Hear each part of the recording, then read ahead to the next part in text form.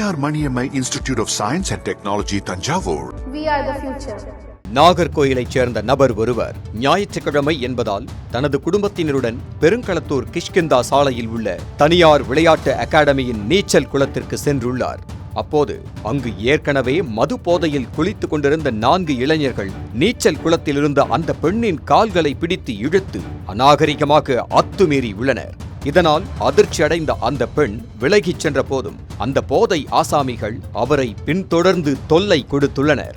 இதனை தட்டி கேட்ட பெண்ணின் கணவருக்கு அந்த கும்பல் கொலை மிரட்டல் விடுத்து வாக்குவாதத்தில் ஈடுபட்டுள்ளது.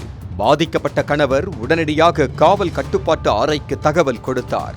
சம்பவ இடத்திற்கு வந்த பீர்க்கன்காரனை போலீசார் சிசிடிவி காட்சிகளை ஆய்வு செய்து விசாரணை நடத்தினர்.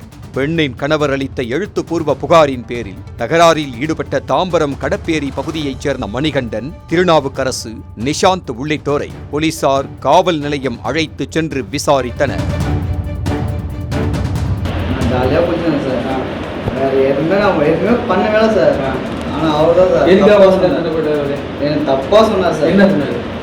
தப்பா சொன்னாரு. இந்த மாதிரி காலை பிடிச்சி சொல்றாரு சார். அது தப்பு சார்.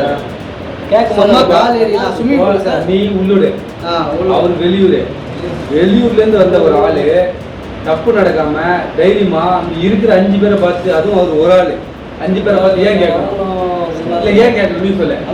மது போதையில் தவறு செய்துவிட்டோம், இனி இதுபோல் நடக்காது என அந்த இளைஞர்கள் மன்னிப்பு கோரியதன் அடிப்படையில் பாதிக்கப்பட்ட தரப்பினர் புகாரை திரும்ப பெற்றனர். இதையடுத்து வாலிபர்கள் மீது பெட்டி கேஸ் பதிவு செய்து எச்சரித்து அனுப்பி வைத்தனர். பொது இடத்தில் குடும்ப பெண்ணிடம் வாலிபர்கள் அநாகரிகமாக நடந்து கொண்ட இச்சம்பவம் அப்பகுதியில் பெரும் பரபரப்பை ஏற்படுத்தி உள்ளது.